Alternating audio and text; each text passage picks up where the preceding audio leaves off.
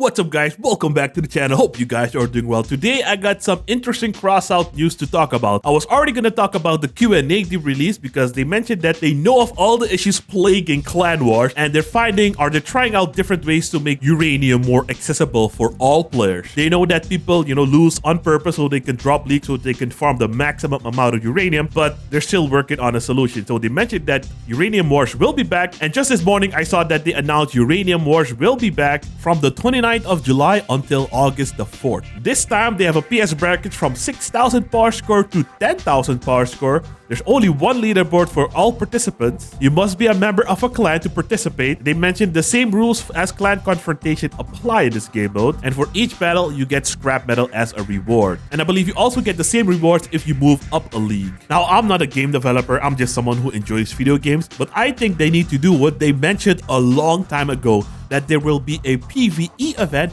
where everybody can earn uranium. It is a fictional currency after all, so everybody can win. I know they abandoned the story mode, but what if we can have 16 players in the story mode map and everybody needs to complete some kind of objective to earn, I don't know, 5 uranium or 10 uranium, or have like a global event where everybody needs to like deal a maximum of 1 million damage or something like that. Like I mentioned, just like what's that game called? Helldivers, where everybody needs to complete a single objective, and then at the end of the week people get their rewards. That would be very, very nice. And it can also help bring players back into the adventure mode.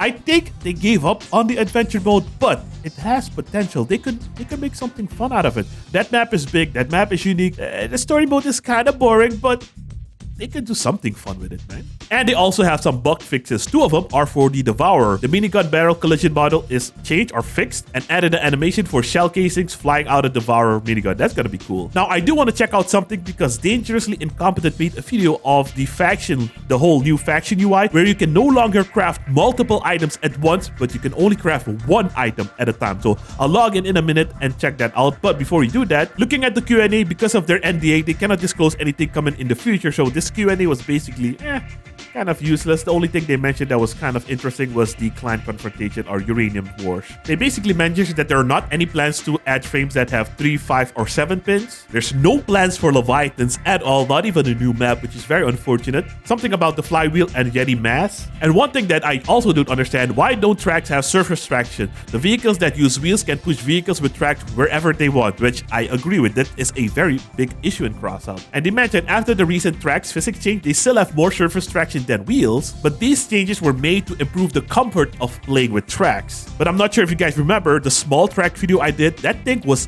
drifting. I mean, tracks can drift on, like, if you have metal tracks on like an asphalt road, yeah, it can drift, but not on loose dirt, man. It should be noted that the ability to push armored vehicle on track is affected by a large number of parameters like the mass, the speed, the number of movement parts, etc.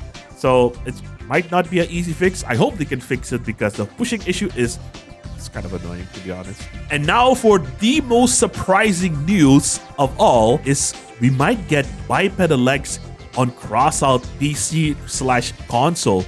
I thought this was a Crossout mobile exclusive item because I'm not sure if you guys have tried Crossout mobile. The bipedal legs are really, really goofy. So I hope it becomes a little bit more, I would say, realistic when it comes to PC or console.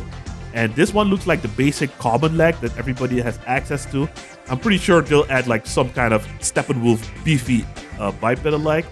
But this looks very, very interesting. They mentioned that they will release 1 pair of special rarity and 2 pairs of epic rarity. More information on the perks of the movement part will be posted on our social network. Stay tuned. Okay, because on Crossout Mobile, you have 1 common one so that everybody has access to it.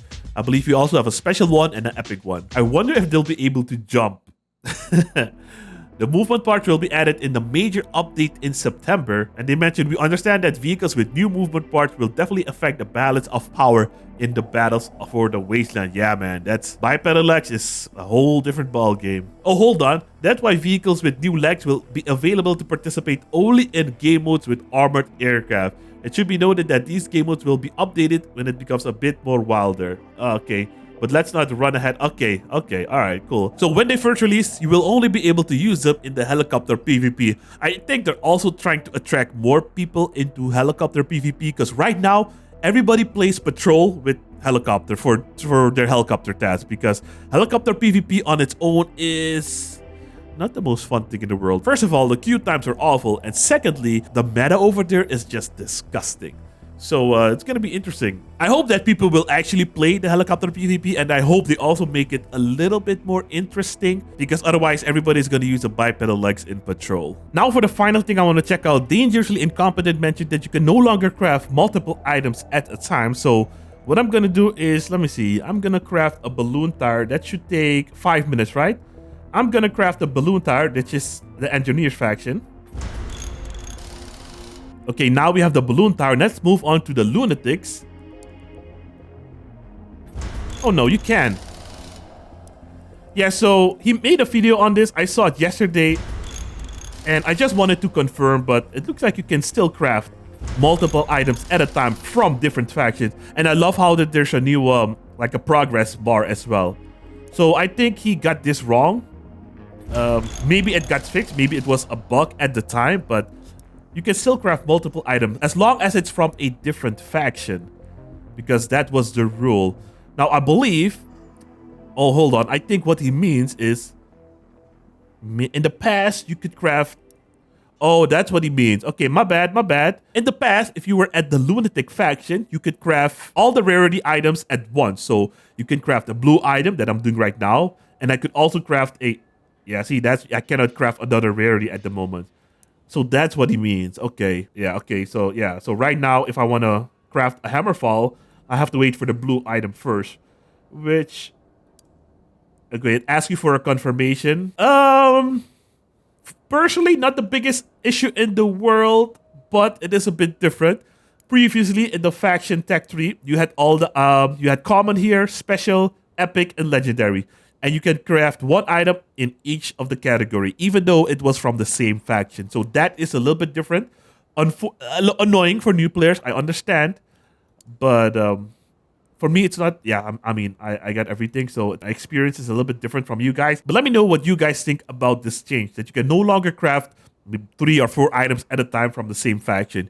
You can still craft multiple items at a time, but it has to be from different factions. But at least we still have that. I thought it was one workbench for everything here. That's how it came over when he explained it. But you can still craft one item at a time per faction. It's just that you cannot craft multiple items at a time in that faction, which is, you know, unfortunate, but I'm not too upset about this. Anyways, that was just a quick little news video about Crossout. Hope you guys found this informative. If you guys did, I hope I earned a like and a subscription to the channel. If you guys want to see more, you can click one of these 2 videos over here. I'll see you in a minute. Later, I have a pretty interesting video as well. So thanks for watching. Have a great day. Peace.